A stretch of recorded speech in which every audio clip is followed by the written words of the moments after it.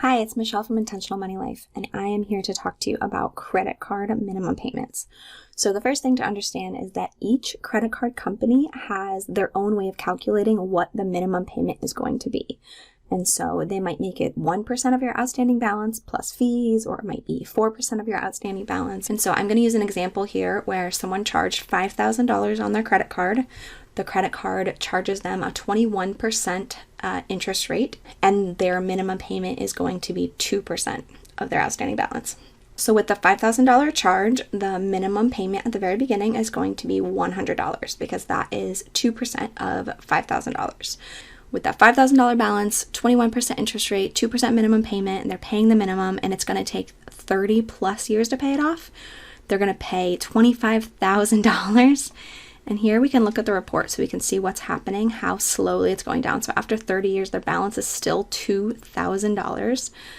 And if we look at this, we can see why. So that first payment, they paid $100, $87.50 went to interest, and $12.50 went to principal. So now they owe $4,987.50. And so times that by 2%. And so now their minimum payment has gone down slightly. And so their minimum payment goes down just a tiny little bit. And so they pay that minimum payment again. Most of it goes to interest and a little tiny bit of it goes to principal.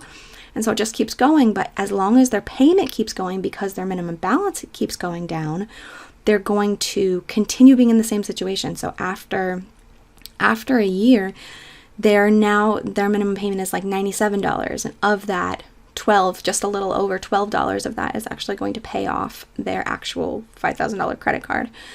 And so it just kind of keeps going. As long as they keep reducing the payment that they're making based on that minimum payment, as long as they follow that minimum payment schedule, they will be in debt forever.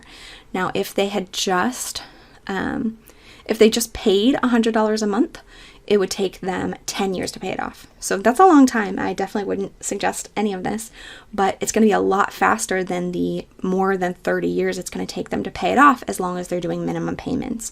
So after 10 years, it's showing us that at that point, they still owe $3,702 just because they're doing minimum payments, and their minimum payments are going down along with their balance. And it's going to keep them in debt for a really long time. It's going to extend that interest that's being compounded, and that's why it's a really, really bad idea to only make the minimum payments on credit cards. So always, always, always do more. Even if it's $5 more, do more. It can make a big difference.